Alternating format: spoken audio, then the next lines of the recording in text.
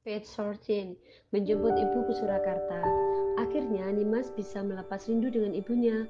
Keputusan untuk membawa ibu Wasuci ke Surabaya rupanya keputusan yang sangat bagus.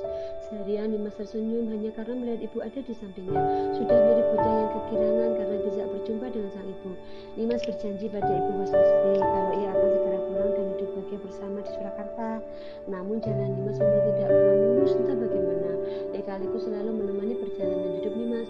Tiap hari Nimas berhasil meyakinkan, tapi hari ini Nimas berhasil menyarankan seorang dosen muda yang menggantikan dirinya sesuai dengan perintah Prof. Zainuddin, yang artinya kemungkinan Nimas mutasi sudah semakin dekat. Setelah kedatangan ibunya, banyak hal baik yang Nimas rasakan terjadi padanya. Semoga saja kali ini janjinya bukan hanya ucapan belaka. Setelah cukup yakin dengan kemampuan mengemudinya yang diasah lagi selama 2 minggu ini, akhirnya Dimas berangkat ke Surakarta menyebut sang ibu. Berbekal SIM A yang ia dapat 4 tahun lalu, Dimas berangkat dengan mudah semangat. Entah akan seperti apa perjalanan nanti, yang jelas Dimas ingin segera bertemu dengan sang ibu. Assalamualaikum ibu, ini Dimas sudah di jalan ya, tunggu 5 jam lagi pasti sampai. Siapa sangka dosen muda yang penuh wibawa itu bisa bertingkat begitu kekanakan ketika berbicara dengan ibunya. Kamu naik apa, Nduk? Tentu saja laki-laki bosan wibawa yang harus berkorban untuk menyambungkan komunikasi ibu dan anak ini. Nimas bawa mobil sendiri, Bu, tenang saja. 2 minggu Nimas sudah belajar nyetir lagi, jadi sekarang aman. Astagfirullah, Surabaya, Surakarta, kamu nyetir sendiri? Iya, Bu. Mau berangkat sama siapa lagi memang? Sudah, jangan sambil telepon, kalau begitu matikan ini. Wow, gimana caranya? Loh, Bu, kok dimati? Bowo ingin tertawa saat ia mematikan sambungan telepon Nimas, bahkan sebelum wanita tersebut menyelesaikan kalimatnya. Aneh-aneh saja Nimas itu, Le. Dari Surabaya ke Surakarta nyetir sendiri. Coba bayangkan, anak kok tidak ada capeknya. Perjalanan jauh, besok sudah harus ini lagi, harus kerja, kok malah kesini sekarang. Bu, ya kesini dari kemarin. Iya, Bu, memang gak ada capeknya Nimas itu. Lah iya, ibu sama dia. Sudah kamu bantu ibu cari sari ke ladang, Le. Ibu mau masak, biar nanti kalau ini jadi bisa langsung makan. Iya, Bu. Bukan marah, ibu Wasuti sama sekali tak marah lagi Dimas. Dia hanya khawatir, lagi pula anak perempuan itu suka sekali membuat senam jantung tiba-tiba. Bunga tersenyum iri saat Bu Wasuti tak henti-hentinya mengulang, namun tetap mengolah makanan yang katanya untuk Nimas nanti. Betapa bersyukurnya bahwa kalau ia masih punya orang tua, apalagi yang seperti Bu Wasuti. 5 jam sebenarnya lama, namun 5 jam yang terasa sangat singkat bagi Ibu Wasuti. Beliau terus meminta Bu, beli ini, beli itu, cari ini, cari itu untuk mewujudkan makan siap menuju Sumber. Sudah ada banyak masakan seperti yang ada sambal tempe, sambal bayam, sambal terasi, semuanya lengkap. Sudah, Bu, sudah banyak banget ini makanannya. Nanti kalau nggak makan malam dessert, banyak apanya toh? Cuma ada oseng tempe sama sambal aja kok. Ya Allah Ibu, nih bawa aku satu persatu ya.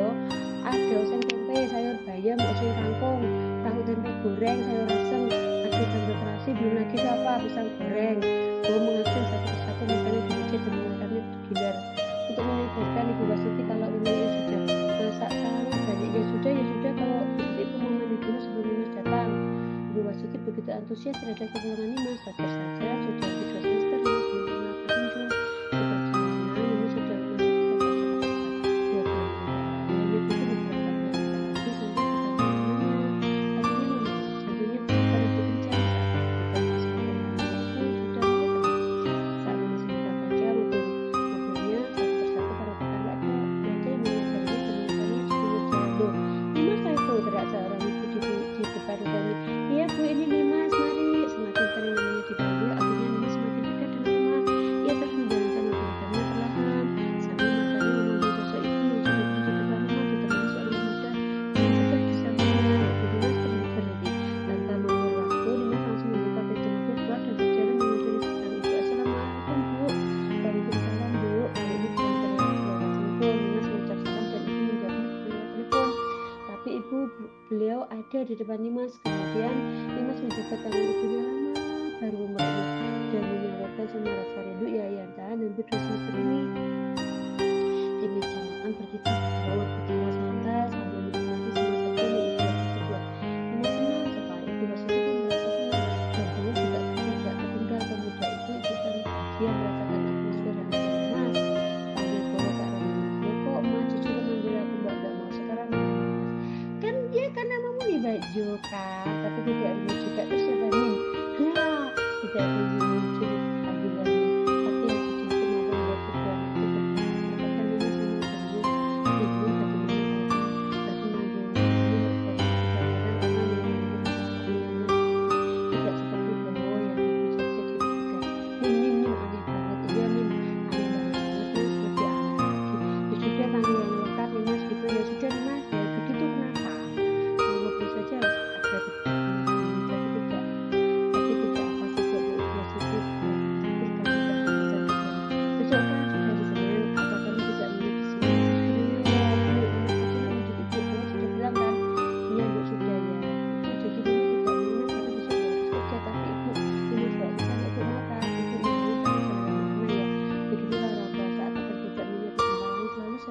dengan segala urusan diri.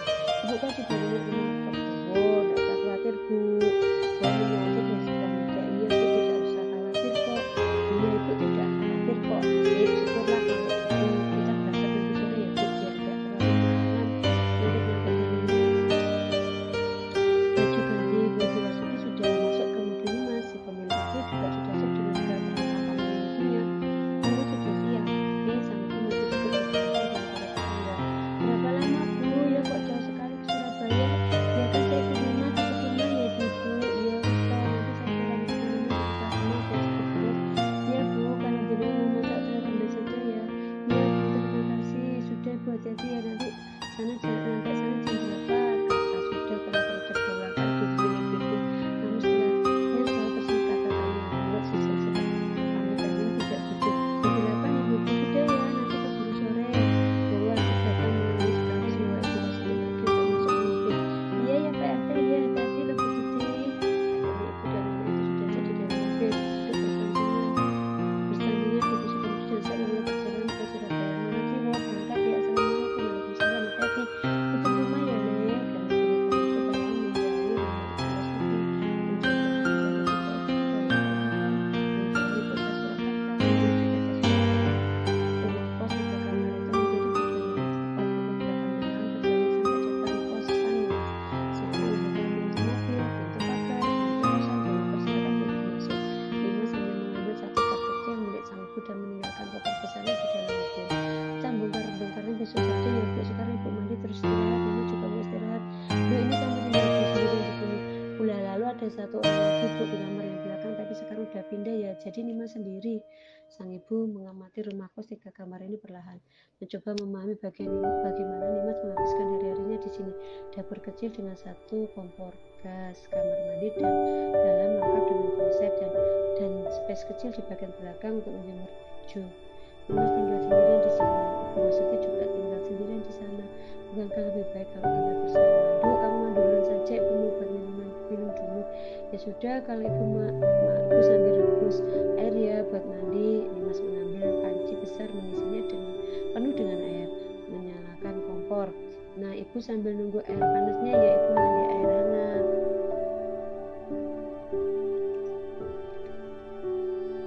Ibu mandi air hangat aja. Iya Dok, terima kasih. Nimas jadi lebih banyak senyum sejak ia turun dari mobil. Mau sedewasa apapun Nimas tetaplah anak yang suka jika ada ibu di sampingnya. Saat Nimas sudah selesai mandi, sang ibu juga selesai mandi. Keduanya duduk bersama di ruang tamu kecil rumah itu. Ibu mau makan soto daging. Malam-malam begini enak Bu makan soto anak. Nimas biasanya beli soto di ujung lampu merah tadi. Tapi tadi Nimas sudah pesan lewat WA, kayaknya sebentar lagi diantar sini. Walah iya Ibu mau, tadi Ibu kira kamu waktu keluar jangan, kalau pergi dulu nggak usah. Boten kok Bu diantar. Tidak begitu lama seorang menutup pagar. Nimas berdiri dan mengakhiri, kemudian kembali dengan seluruh rangkaian 2 kantong plastik di tangan. Bentar ya Bu, ambil mangkok dulu. Nimas senang sekali akhirnya bisa berbagi kehangatan soto daging itu secara langsung dengan Ibu. Enak dong Bu, langganan Nimas ini. Sang ibu juga lega putrinya makan makanan enak selama jauh dari rumah. Dok, kamu gimana jadi keluar dari Universitas 17? Oh itu begini Bu, kemarin Nimas sudah ketemu Pak Rektor.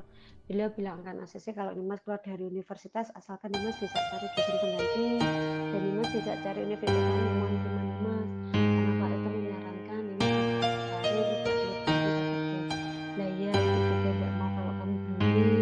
Mengajar itu mulia Bu, Ibu mau kamu terus mengajar. Jadi Ibu terus sekarang Nimas sedang berusaha mencari seseorang untuk menggantikan Nimas. Sebenarnya sudah dapat, tapi orangnya masih belum setuju. Nantilah Nimas dapat lagi pasti dia mau. Iya pokoknya Ibu doakan. Lalu Bu, untuk universitas lain yang mau terima Nimas itu juga belum dapat. Nimas mau cari rekomendasi dulu. Sang ibu mengangguk sambil menikmati hangatnya suku daging. Iya Dok, Ibu doakan nanti kita bisa pulang ke Surakarta bersama-sama. Bukan kamu yang besar itu tapi kita bisa pulang bersama, tidak kembali lagi ke sini. Amin. Sekali kalau yang bilang begitu Ibu rasanya pasti dijawab oleh Allah. Amin. Senin pagi artinya Nimas harus memulai lagi segala aktivitasnya. Sejak jam 6 pagi dia memanasi si lemon, bersiap mengajaknya pergi ke universitas. Sarapan dulu Dok. Iya Bu, sebentar.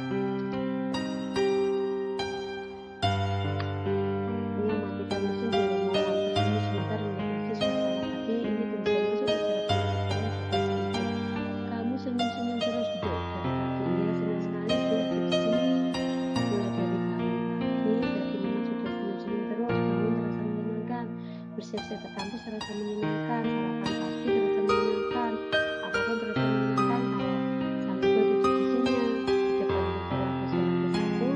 Nimas janji menunggu seseorang. Alih-alih Nimas sudah menunggu namanya yang ia tuju, Nimas malah memilih berdiri diam di samping pintu. Sepertinya Nimas suka sekali menunggu di depan pintu.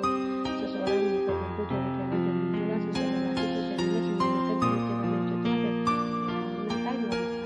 Pagi Pak Razak, sama Nimas lebih tepatnya berteriak di depan Pak Razak.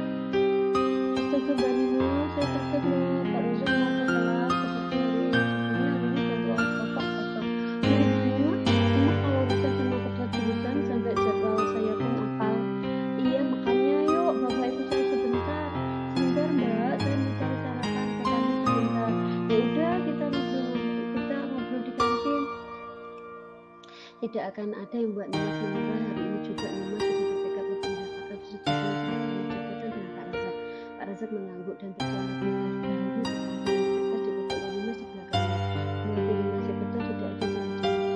Di meja mereka Nimas duduk berhadapan dengan Pak Razak. Bahwa tadi sudah sarapan. Minum nasi goreng buatan sang ibu. Nimas masih kuat kok menahan hati untuk sarapan lagi. Gimana Pak Razak, setuju kan untuk serah terima jabatan dengan saya? Sebentar Mbak, ini saya bahkan belum makan sesuatu. Basa-basi dulu kayak Mbak. Nggak bisa Pak, saya mau duduk bawah saja. Kalau basa-basi dulu pulang duduk di mana? Persiapan saya siapa Mbak? Saya juga belum makan, saya belum ada persiapan apapun. Pada saya tenang saja, saya tunggu nanti akan menerima berkasnya. Pak Razak tinggal terima gigi, tanda tangan. Sudah yang penting Mbak Razak mau dulu. Bilang ke saya dulu kalau Panino bersedia. Saya bersedia Mbak, saya pasti tidak mau jabatan, tapi kok yang semudah ini Pak, tidak ada konsistensi atau perjuangannya dulu kata atasan lagi Mbak Dwi. Ini benar kok Pak, Pak Razak sudah mulai seleksi, nggak sadar kan? Iya benar-benar tidak ada orang yang ini mengira kalau Pak Razak yang paling pantas untuk menerima jabatan ini dibanding orang lain. Pak Razak itu sudah diseleksi, saya sendiri menguji. Bisa begitu ya? Bisa. Jadi bagaimana Pak? Hampir-hampir saya hampir bersedia, tapi saya masih belum cukup yakin untuk menerima. Mungkin Mbak Nimas harus meyakinkan saya sekali lagi baru saya setuju ya sudah. Setelah ini ikut saya. Pak Razak sebelum berkasnya ini kemudian Nimas harus meyakinkan sekali lagi. Pak Nimas membawa Pak Razak bertemu sang ibu. Pemandangan pertama yang Pak Razak lihat saat sampai ke Nimas adalah seorang wanita yang sedang menjemur baju. Pak itu bu saya. Pak Razak mengamati rambut laki-laki dan mendengarkan nama-nama. Selama ini ibu tidak jadi lagi surat apa. Semalam baru saya jemput ngajak ke sini, saya janji sama ibu untuk segera pulang ke Jakarta. Sebenarnya Nimas tidak ingin membuat kesan kalau ia membuat cerita sedihnya untuk mencapai tujuan. Tapi sebenarnya Nimas tidak mengarang, memang begitulah kenyataannya. Kalau semuanya lancar ya Pak, rencananya saya pulang sekaligus pamit dari sini. Kasihan ibu saya tinggal sendiri di sana. Kain basah yang dijemur bebas itu berasa terpanas. Beliau semuanya dengan sedikit susah payah sambil berjongkok. Lihat kan Pak, mana saya tegang biarkan ibu saya tinggal sendirian lebih lama lagi. Mbak ini cara meyakinkan saya. Iya Pak, ini cara yang terakhir. Kalau cara ini masih belum membuat berhasil juga secara saja saya mau ke Surakarta. Saya tinggalkan semuanya mengawasi pas paspor dan menuju Surakarta. Waktu itu namanya tidak bertanggung jawab. Saya tidak mau seperti itu. Pak Razak kembali perhatikan ibu waktu dia sudah selesai menjemur baju basahnya. Beliau terlihat kelelahan dan beristirahat di depan kelas kosan itu. Pak Razak sendiri adalah seorang anak yang masih punya ibu. Dulunya sudah sepuh dan tinggal di rumah bersama sang istri. Saat berada di tempat terjatuh, Pak Razak masih sering khawatir padahal di rumah sudah ada istri yang menjaga ibunya. Hati Pak Razak terenyuh menerka bagaimana selama ini Nimas hidup dalam rasa khawatir setiap harinya. Mbak anggap saja ini sebuah pertolongan dari Allah lewat saya sebagai bentuk bakti saya ke orang tua. Dari nada Pak Razak yang begitu tulus, Nimas tahu ini sebuah jawaban yang baik. Jadi Pak, ya saya bersedia serah terima jabatan dengan Anda, tapi tolong saya dibimbing dan diberitahu bagaimana langkah-langkah selanjutnya ya. Terima kasih Pak Razak. Iya Mbak, kalau diingat-ingat Mbak Nimas sendiri sering sekali bantu saya sejak saya masuk umur ke 17. Walau kita seangkatan, tapi saya ini junior kan hitungan Yes, satu langkah sudah berhasil Mas lewati. Dalam hati ia berteriak bahagia. Ini Mas begitu bersyukur Pak Razak bersedia membantunya. Mungkin ini arti sesungguhnya dari kalimat mudahkanlah urusan orang, maka Allah akan memudahkan jalanmu. Bagus nih Mas, tugas meyakinkan Pak Razak hari ini selesai, tinggal menulis kata Aris Pareksa.